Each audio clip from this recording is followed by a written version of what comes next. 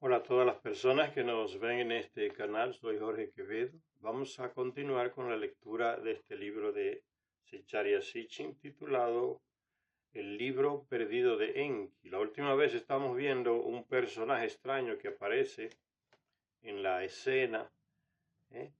Y tiene un relacionamiento directo con los líderes Anunnaki aquí en el planeta. Es un personaje extraño que aparece y desaparece de la misma manera. Dice que llegó en una de esas naves que enviaron de Nibiru para llevar a los Anunnaki que están aquí en la Tierra a que se queden orbitando el planeta porque va a llegar un gran diluvio que va a inundar todo el planeta y ningún Anunnaki por orden del rey de Nibiru puede quedarse en la superficie de la Tierra con riesgo de morir. En esa nave llega ese personaje llamado Galsu,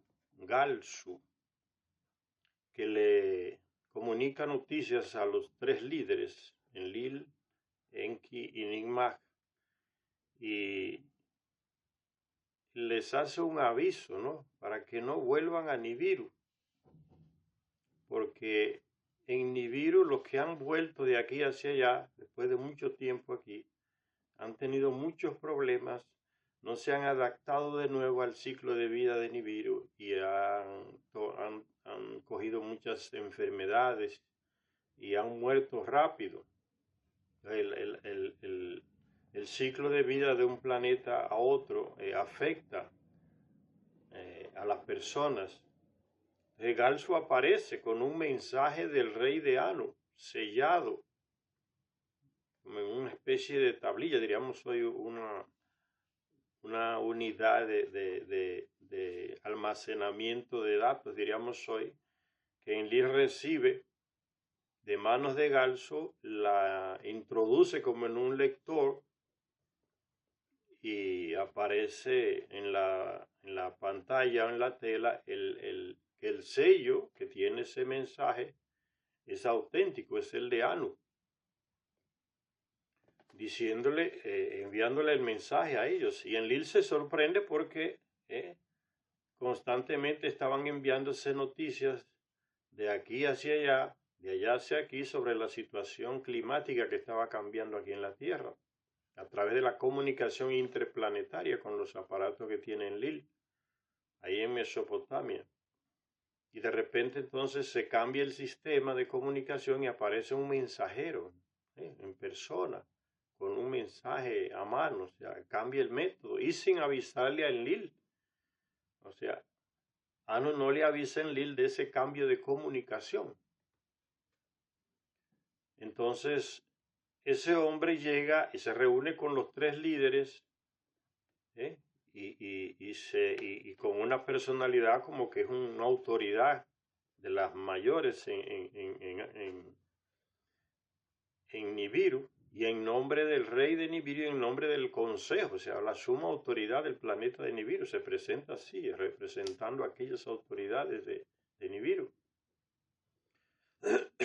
Entonces, entre otras cosas, le dice, le habla sobre el ciclo de vida de los que han pasado mucho tiempo aquí, de los que han regresado allá y cómo les ha afectado allá. Dice, desde que Dumuzi estuvo allá, hemos estado estudiando los efectos de estar en este planeta mucho tiempo y regresar a Nibiru. Entonces no le da buenas noticias a los tres líderes Anunnaki aquí. Dice, aquellos que más tiempo habían estado en el planeta Tierra eran los más afectados al volver a Nibiru. Sus cuerpos ya no se habituaron a los ciclos de Nibiru, ¿ves? A las órbitas de Nibiru, no se adaptaron. Su sueño, no podían dormir tranquilos, dice, su sueño estaba alterado. Porque en Nibiru, comparándolo con lo que aquí en la Tierra, se duerme como 3 días. Para ellos es normal dormir 3 días seguidos. Y aquí en la Tierra ellos 24 horas ya tienen que despertarse. Es un ciclo como loco para ellos, ¿no? Muy rápido. Acabamos de acostarnos a dormir y ya tenemos que despertarnos de nuevo. Eso va afectando el ciclo de vida de ellos acá. Dice, su sueño estaba alterado, su visión fallaba. Esos son los que han regresado a Nibiru después de mucho tiempo acá. La fuerza de atracción de Nibiru, o sea, la fuerza de gravedad del planeta Nibiru, le hacía pesado sus pasos. El cuerpo le pesaba mucho para caminar allá. Por la fuerza de gravedad de Nibiru, o sea, se desadaptaron al planeta Nibiru. Sus mentes también se vieron afectadas, dado que los hijos eran más viejos que los padres a los que habían dejado. O sea, los que vinieron de Nibiru, al volver allá estaban más viejos que sus padres que se habían quedado allá. Llegaron jóvenes, aquí más jóvenes que sus padres en Nibiru, al quedarse aquí una gran temporada de años. Volver a Nibiru, cuando volvían allá estaban más viejos que los padres de ellos que se habían quedado en Nibiru. Y entonces sigue diciéndole Galso, la muerte, camaradas míos, dirigiéndose a esos tres líderes, Enlil, Ninmah y Enki. La muerte, camaradas míos, llegó con rapidez a los que han retornado allá. Por eso estoy aquí, para hacerles esa advertencia a ustedes tres. Los tres líderes, los que más tiempo habían estado en la tierra, guardaron silencio ante las palabras de Galsu. Ninmah fue la primera en hablar. Esos cambios eran de esperar, dice ella. Entonces Ninmah entiende que sí, que esos cambios en el físico de ellos al regresar a Nibiru, había de esperarse porque es alterado el ciclo de vida. O sea, ella entiende la situación, que sí, que es así mismo. Ninmah fue la primera en hablar y dijo, era de esperar todo eso, dijo ella. Enki, el sabio, se mostró de acuerdo con sus palabras. Era evidente, dijo Enki también. O sea, los dos saben que eso podía pasar. Enlil montó en cólera. La reacción de Enlil, siempre como colérico, un temperamento colérico, el de irascible, como se dice, el de Enlil. Enlil montó en cólera, diciendo, antes los terrestres se estaban haciendo como nosotros, o sea, teniendo un ciclo de vida más largo. ¿Recuerdan todos esos patriarcas que se mencionan en el Antiguo Testamento antes del diluvio, que viven 700, 1000 años? Adapa, 54.000 años, Noé, muchísimos años, miles de años. Por eso dice Enlil, los terrestres se estaban haciendo como nosotros en el ciclo de vida largo.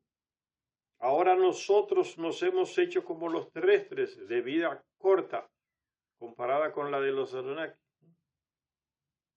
para quedar prisioneros en este planeta, dice Enlil. O sea, está rabioso por esa situación, frustrado,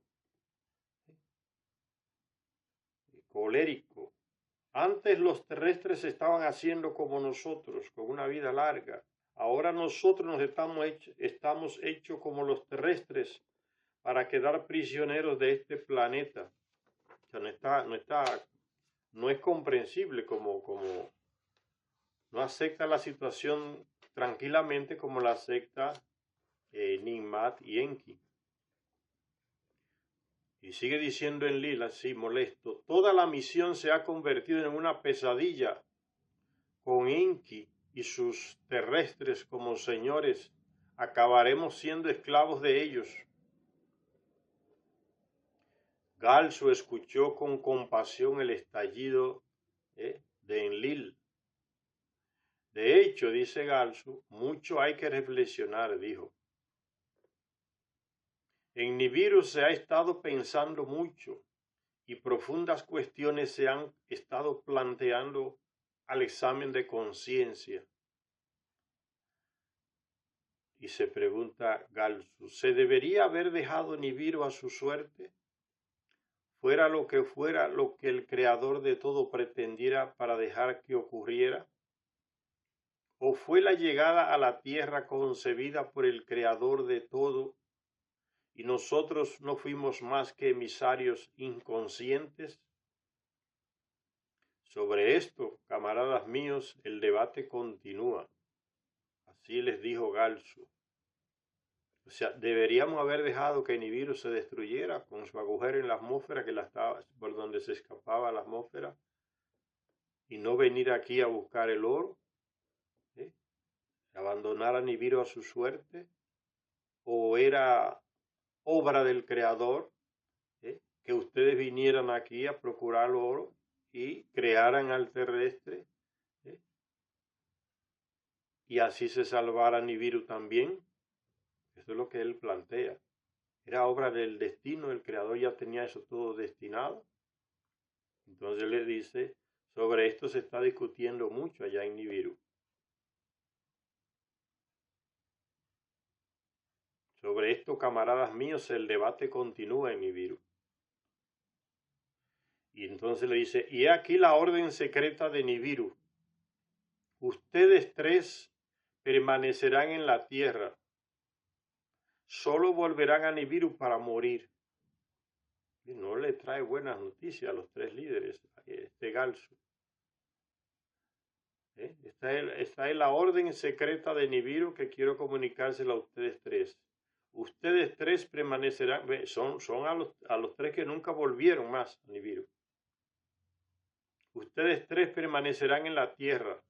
Solo volverán a Nibiru para morir, le dice Galso.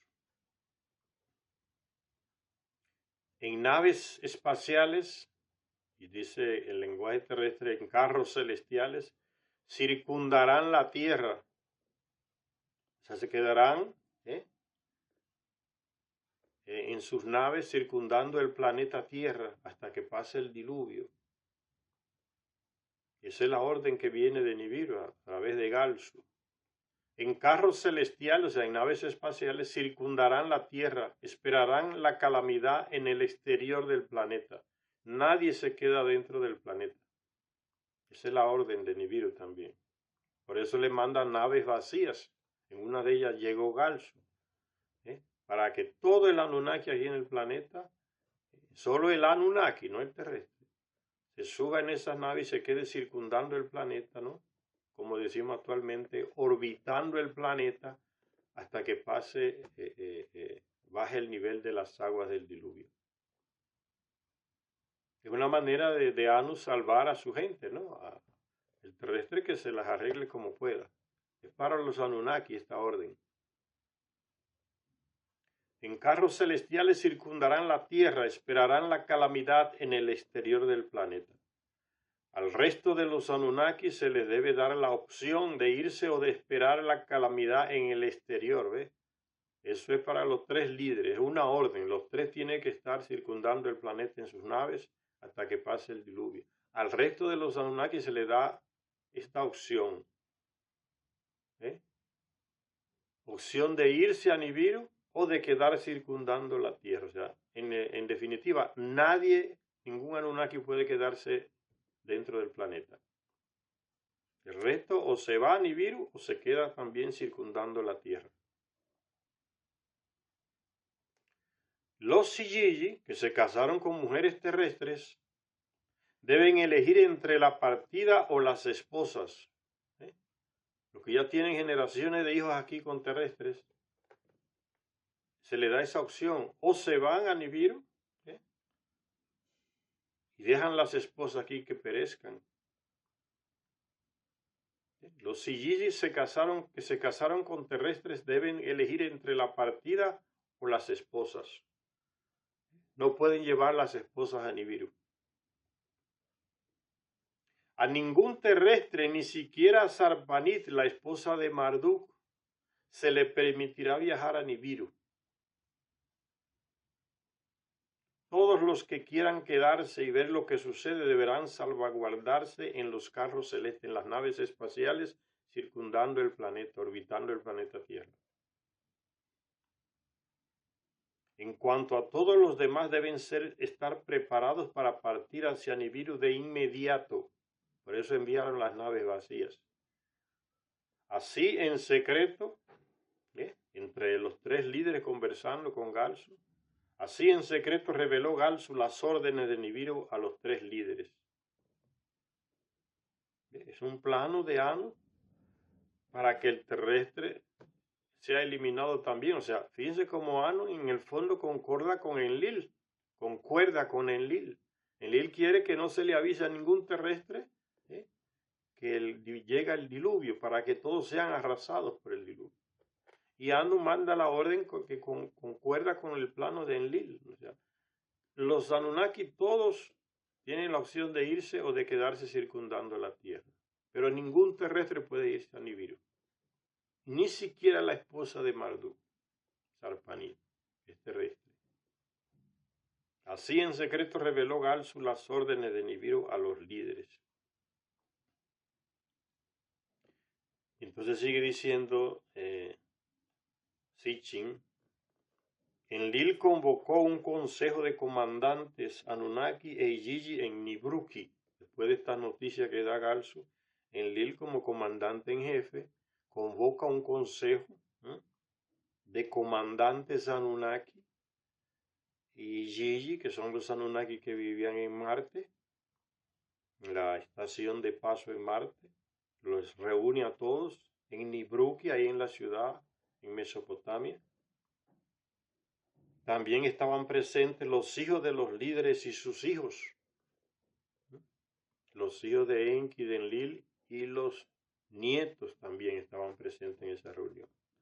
Enlil les reveló el secreto de la inminente calamidad. ¿Ves? Esto se queda entre ellos, entre los Anunnaki. El terrestre no es informado de nada de lo que está pasando, lo que va a pasar, o de este plano de Anu. Enlil les reveló el secreto de la inminente calamidad.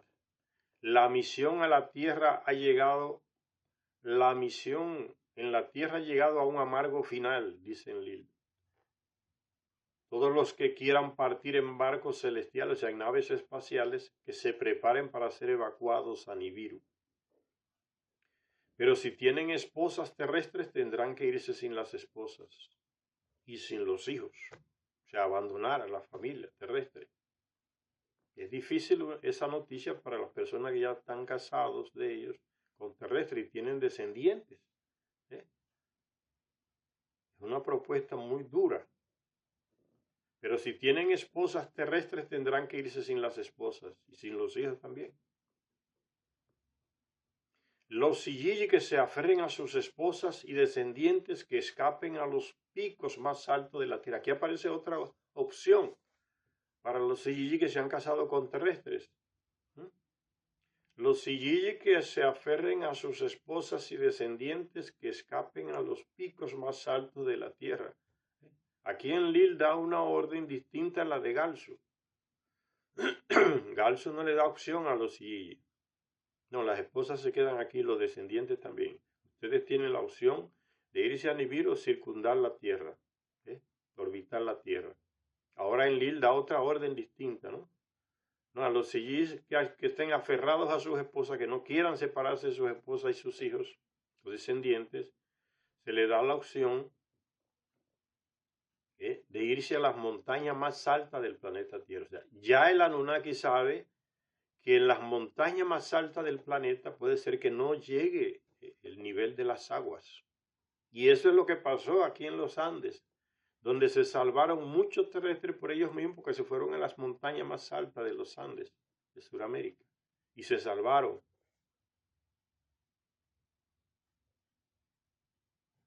Y sigue diciendo, en cuanto a los pocos Anunnaki que decidan quedarse, en barcos del cielo permaneceremos sobre los cielos de la tierra. O sea, en naves espaciales nos quedaremos circundando la tierra, orbitando el planeta Tierra.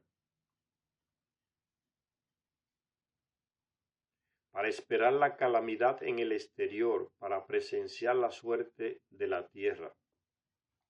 Como comandante, seré el primero en quedarme.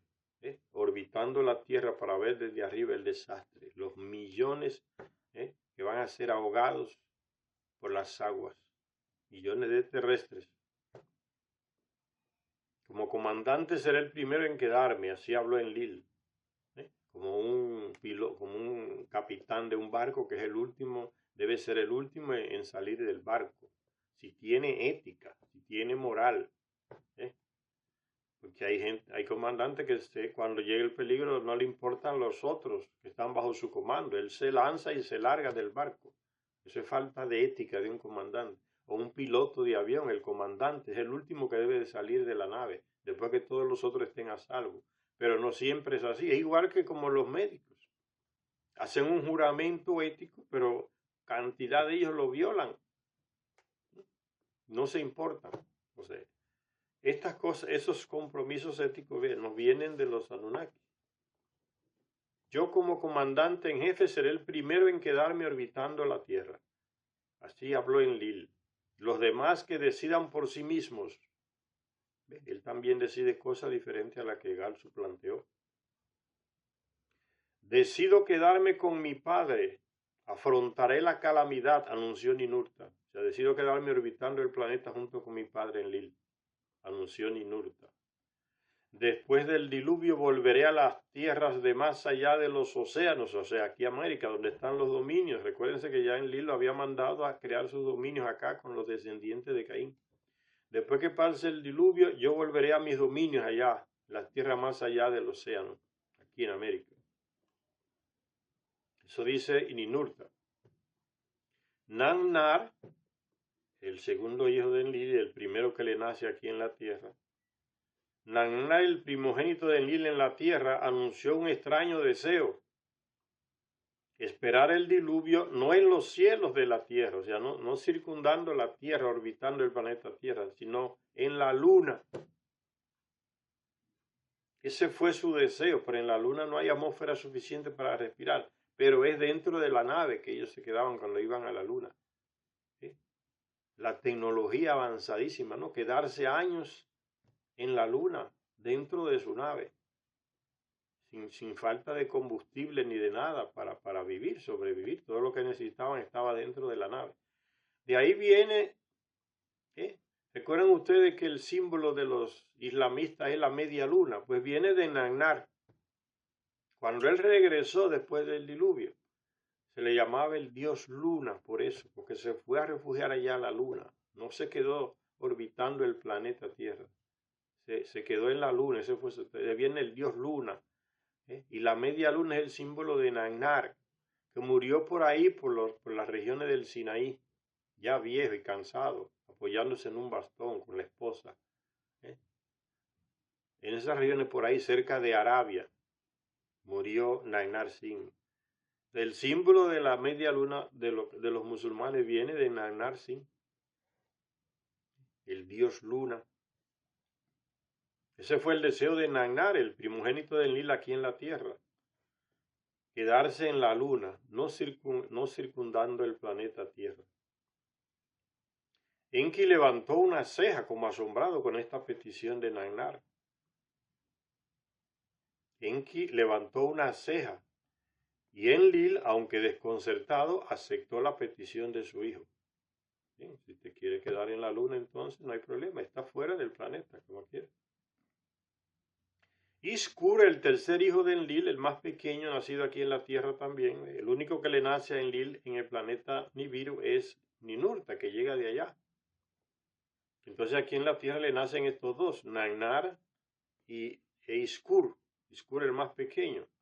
Iskur, el más joven de Enlil, tomó la decisión de quedarse en la Tierra con su padre, o sea, también circundando, orbitando el planeta Tierra en una nave junto con su padre, igual que Ninurta. Ahora los nietos de Enlil, que son Utu e Inanna, que son hijos de Nannar, el segundo hijo, el primero que le nace aquí en la tierra de Enlil, Utu e Inanna, los hijos de Nannar que habían nacido en la tierra, declararon quedarse también, orbitando el planeta también, dentro de una nave. Ahora Enki y su esposa Ninki optaron por quedarse y no abandonar la tierra. lo anunciaron con orgullo. Recuérdense que Enki es el creador del terrestre, que según el plano de Enlil va a ser eliminado del planeta, va a morir todo ahogado. El trabajo grande de Enki, creación del terrestre, con genética. Entonces fíjense la lección de Enki. Enki y su esposa Ninki optaron por quedarse y no abandonar la tierra. Están contradiciendo la orden de Galsu, que vino de Nibiru. Ninguno de los tres puede quedarse en la tierra. Tiene que quedarse en las naves orbitando el planeta. Esa fue la orden que dice Galsu que se envió desde Nibiru por parte del rey Anu y del consejo. Y Enki contradice la orden, ¿ves? No, optaron por quedarse y no abandonar la tierra. Y lo anunciaron con orgullo. Nosotros nos quedamos en la tierra, no la vamos a abandonar. No abandonaré a los Silliji ni a Sarpanit, afirmó Marduk, el hijo de Enki. O sea, yo no voy a abandonar a mi esposa, ni a los Silliji que decidan quedarse con sus esposas, que están mucho apegados a sus esposas y a sus descendientes. No los voy a abandonar. Hay contradicciones entre ellos a la hora de realizar las órdenes que llegaron desde Nibiru, por el amor a su familia, a sus terrestres descendientes. O sea, ven cómo hay diferentes actitudes de ellos con relación al terrestre. Muchos de ellos no le importa que se acaben los terrestres. A otros que tienen una relación más íntima con el terrestre, ya tienen descendientes con las mujeres terrestres, ya tienen otra actitud de defender a su descendiente y a su familia. O sea, diríamos hoy, hay gente que es racista, que no se importa con aquella raza, y hay otros que se han mezclado con la raza de terrestres y la defienden. Eso pasa hoy también. Usted va a Europa y mucha gente que te va a decir, vete a tu país, sea africano, sea latinoamericano. Pero hay otros en España que dicen, no tiene que irse, él es ciudadano del planeta, igual que tú. Tiene derechos aquí. Tiene derecho a estar aquí en España, o en Inglaterra, o en Estados Unidos, donde sea, que lo quieran expulsar. ¿Ves? Las mismas actitudes se repiten hoy. Ya se repitieron miles de años atrás con los Anunnaki con relación a los terrestres. El vínculo, según las políticas de Donald Trump ahora y su equipo, hasta los que ya son ciudadanos estadounidenses de otros países tienen que largarse. O sea, es una locura. Ven cómo se repiten las actitudes a través de la historia, porque la historia es cíclica como el planeta. Entonces el clan de Enki es más sensible al terrestre, a la situación del terrestre, porque él es el clan que se ha mezclado con el terrestre, violando las órdenes de Enlil de no mezclar las razas. El clan de Enki lo ha hecho, ha desobedecido a Enlil y sigue defendiendo su posición hasta las últimas. No, nosotros nos quedamos en la tierra. Y Marduk dice lo mismo, el hijo de Enki, nacido también en Nibiru. Yo me quedo con los Anunnaki que se han casado con mujeres terrestres, no los voy a desamparar y no voy a desamparar tampoco a mi esposa Sarpanit terrestre. El clan de Enki toma una posición contraria al clan de Enlil.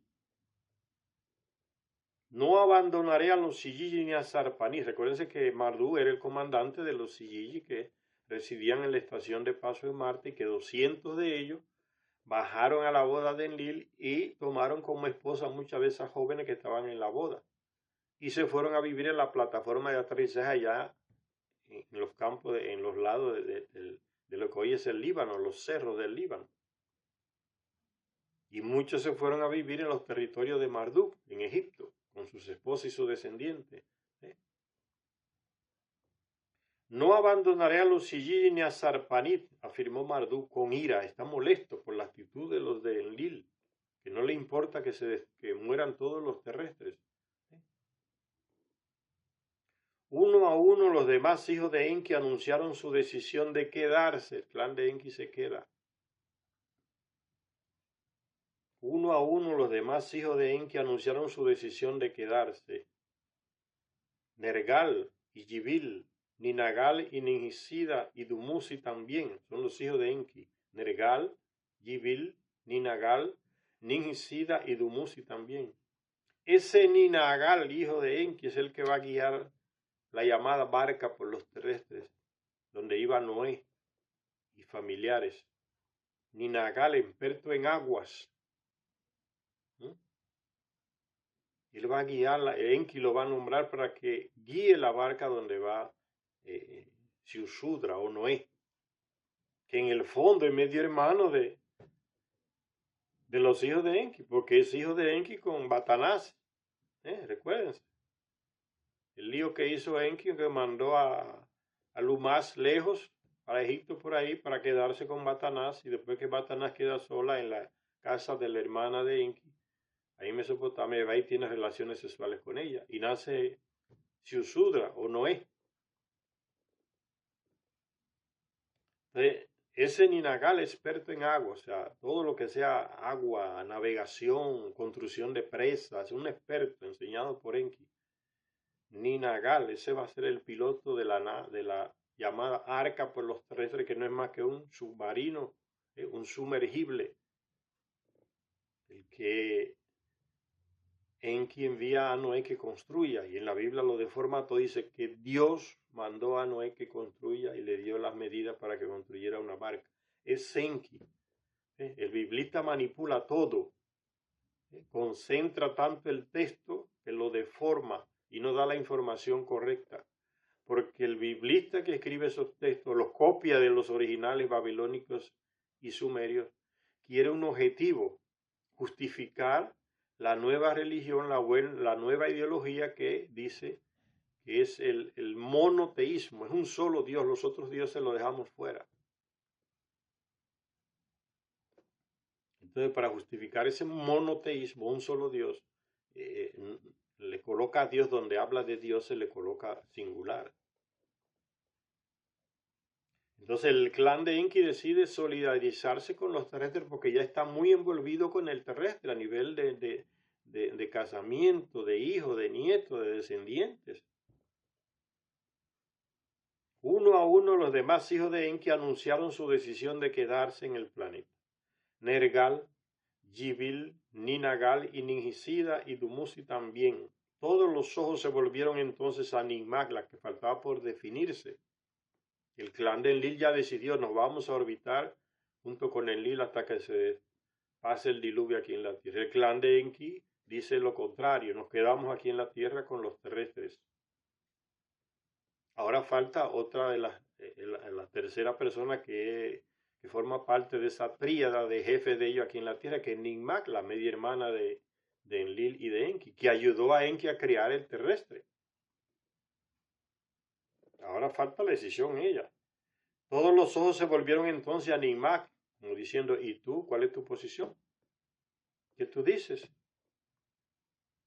Todos los ojos se volvieron entonces a Ninmag, que declaró con orgullo su decisión de quedarse. Ella también participó en la creación del terrestre primitivo. Quedarse, pero orbitando el planeta, no aquí dentro, como...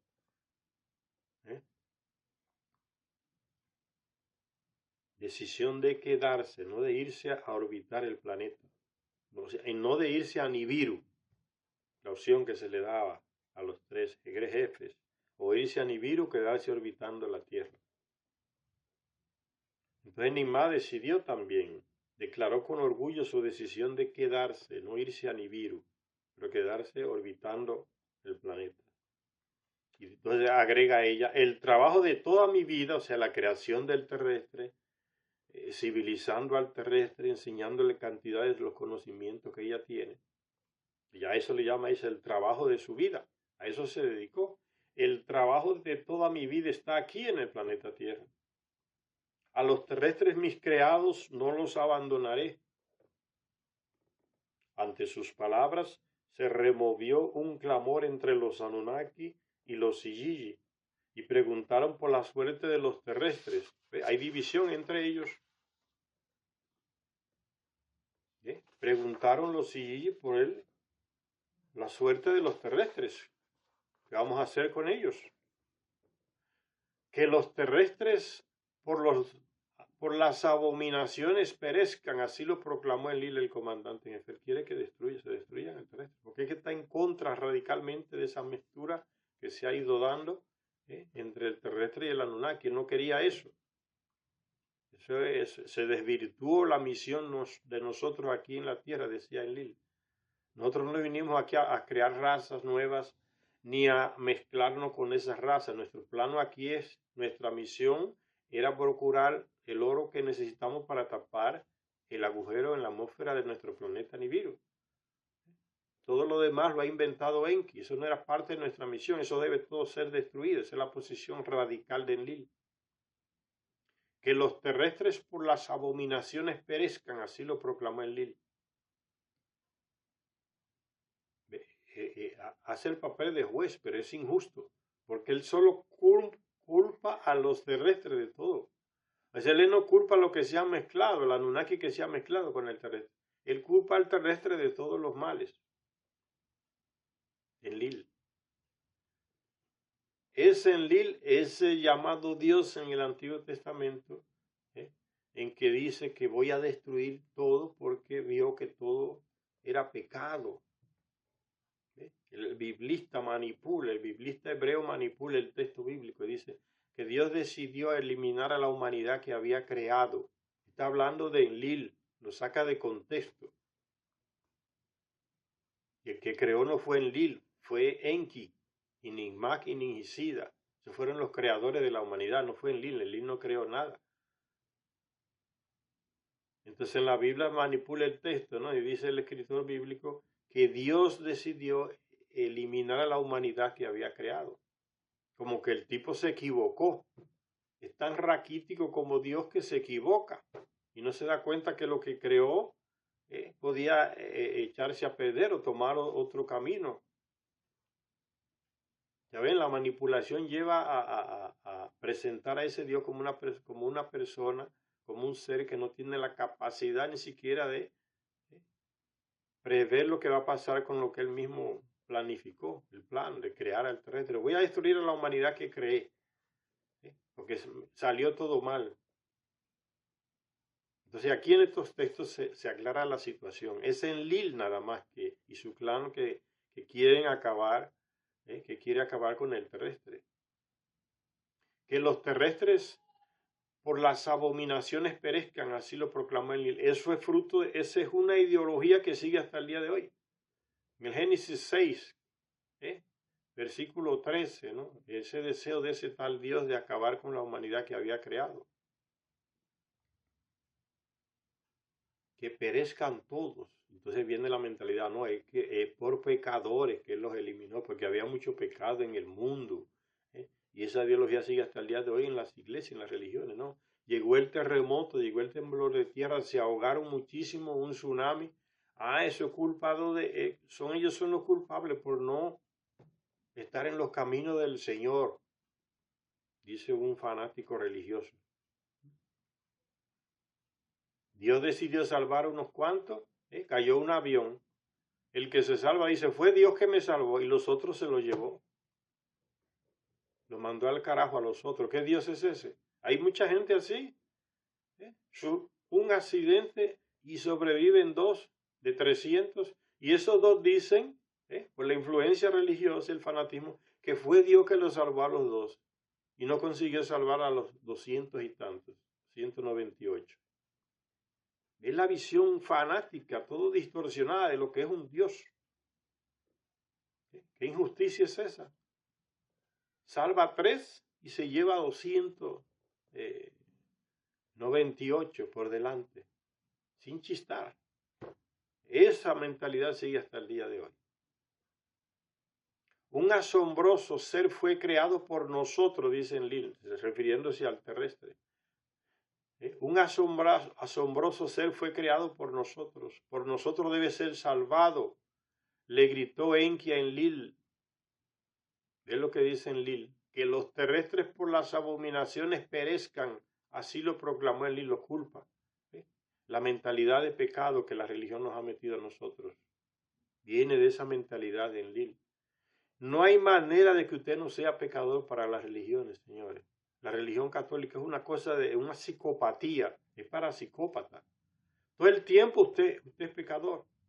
No importa que usted sea niño, bebé, o feto, adulto, viejo, siempre usted va a ser pecador, la vida eterna.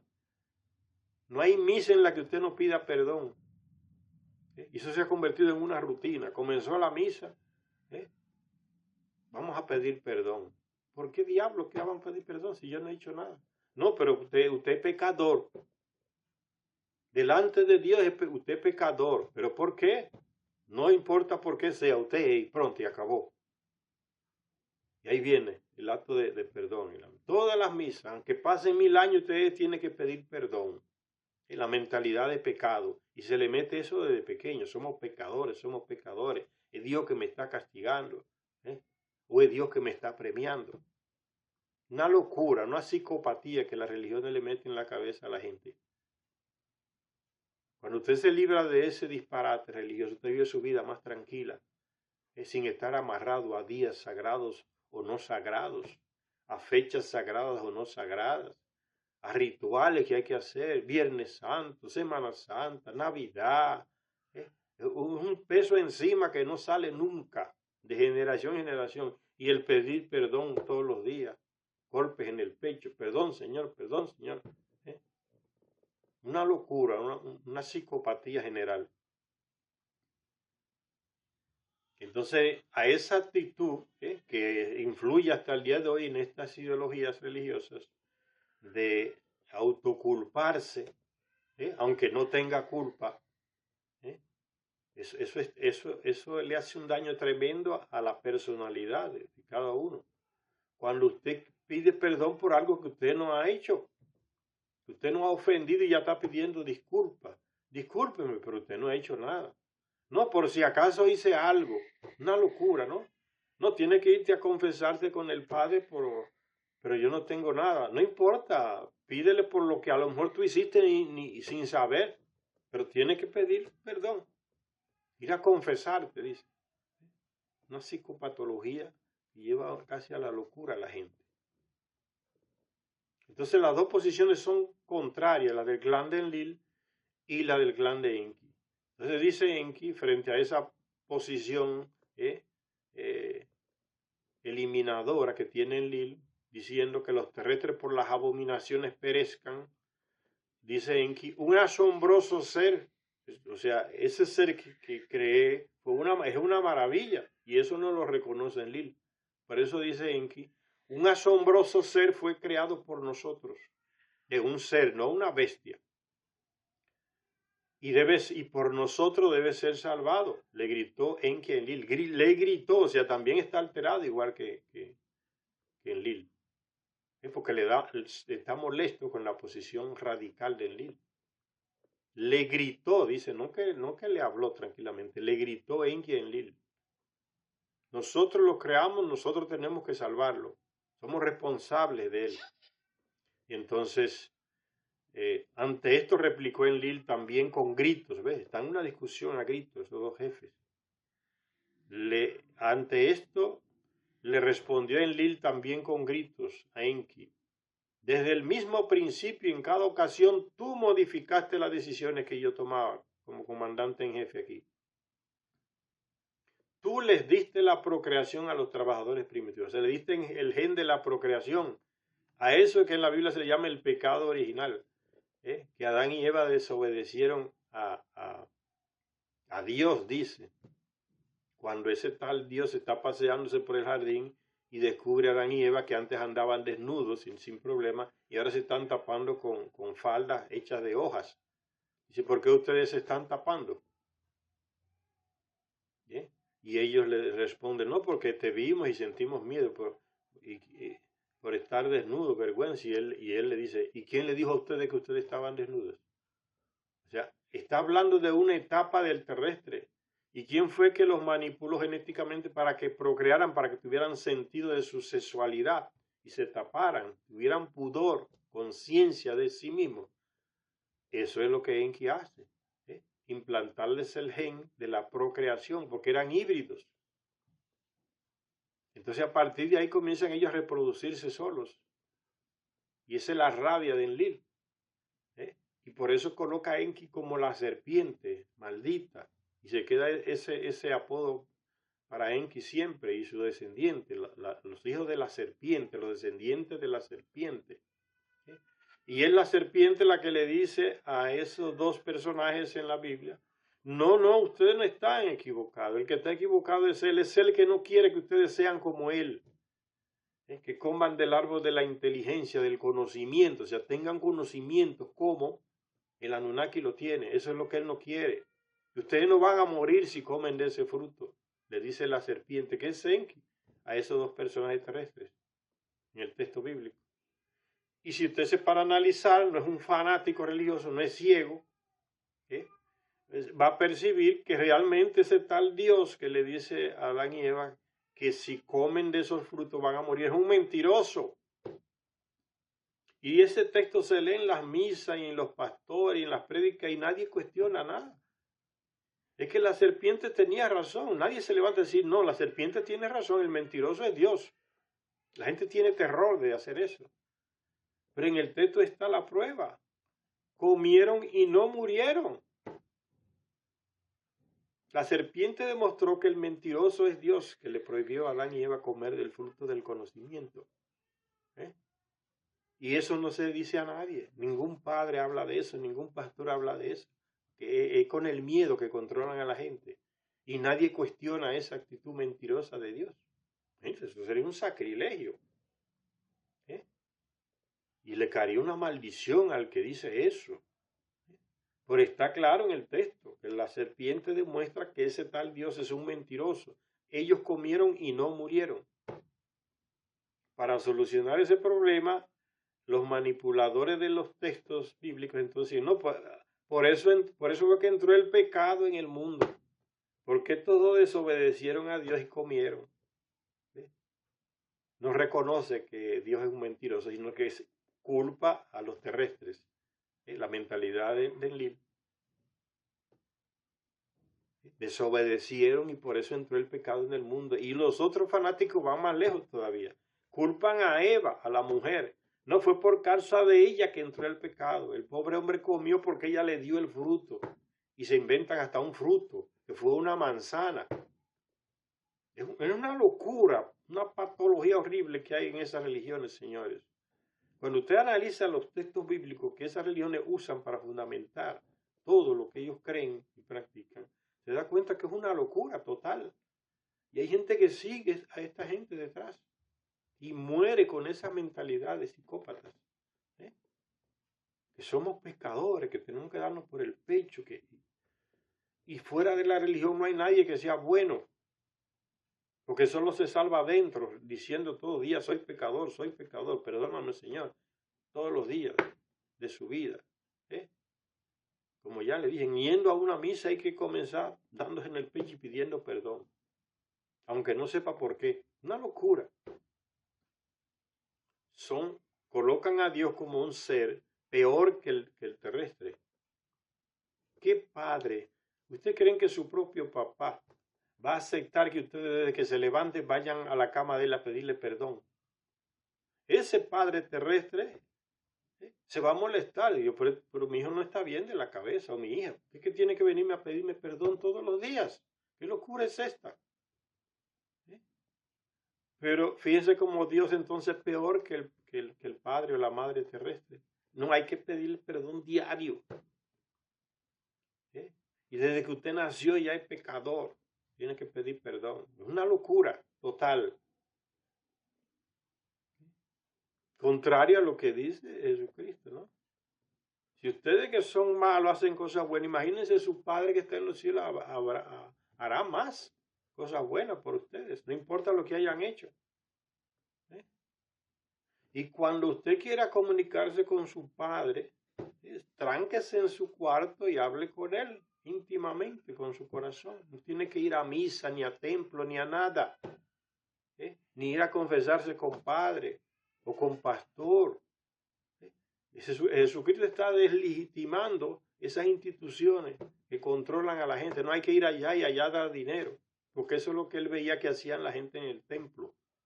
Los que controlaban el templo en Jerusalén, manipulando al pueblo. No, aquí hay que venir aquí a pagar su culpa con una cabra, con un cordero, con una oveja, con una paloma, el que no tenía nada. Algo tiene que darnos acá para entonces recibir. Y la locura de la Edad Media en que cae la iglesia en Europa, ¿no? Vendiendo perdones. Los padres en las esquinas de las calles, en algunos países de Europa, ¿no? La llamada indulgencia, venta de las indulgencias. El Papa quería construir la capilla ya del Vaticano y comenzaron los sacerdotes en Europa a pedirle dinero a la gente en una mesa, en las plazas públicas. El que más dinero daba recibía más perdón y le daban un papel firmado. Usted está perdonado por tantos años, no tiene que pedir perdón a Dios. Y llegó a decir uno, ay, el sonido de las monedas cuando caen en nuestra bolsa alegra las almas que van a salir del pecado, del purgatorio. Una locura total, un puro negocio, señores. Y nada de decir lo que dijo Jesucristo. Cuando usted quiera hablar con Dios, tránquese en su cuarto solito y él que está allá lo escuchará. Esta gente dice lo contrario, dicen que son seguidores de Cristo. No, hay que venir a la misa, y había que pedir perdón, ¿no? Si usted no va a la misa de Viernes Santo, tiene que pedirle perdón al Padre, porque usted violó uno de los mandamientos de la iglesia. Si usted no está casado por la iglesia, tiene que pedirle perdón, porque usted es un desgraciado, está fuera de la gracia. Y por ahí va la locura.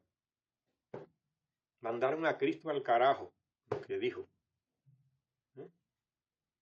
Y así se sigue hoy. Hay gente que te mata cuando tú hablas de lo que habló Cristo.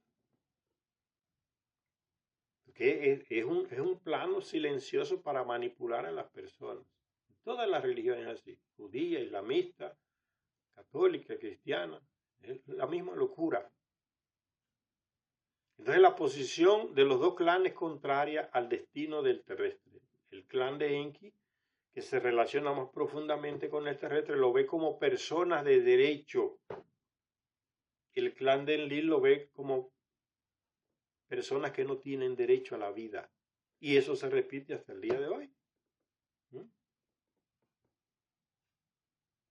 ¿Ven? Las dos actitudes que vienen de ellos, que se repiten hasta el día de hoy. Tú les diste la procreación a los trabajadores primitivos. Le colocó el gen para que el mismo terrestre se reprodujera, porque el trabajador primitivo era híbrido. Era una mezcla de un ADN Anunnaki con la de un ser terrestre salvaje. Entonces no producía, era como la mula, que sale de la unión del caballo con la burra o del burro con la yegua. Sale la mula o el mulo y es híbrido, no se reproduce por sí mismo. O sea, un mulo no engravida a una mula. O no embaraza a una mula. Tiene que ser un caballo. Ese híbrido, esa mula, el mulo es híbrido, no se reproduce por sí mismo. Bien. Esas son las cosas que vemos en esta actitud de ellos. Vamos a hacer una parada por aquí. En la próxima lectura entonces continuamos con este análisis del texto de esa discusión que hay entre los dos clanes con relación al destino del terrestre. Gracias a todas y a todos los que nos ven en este canal.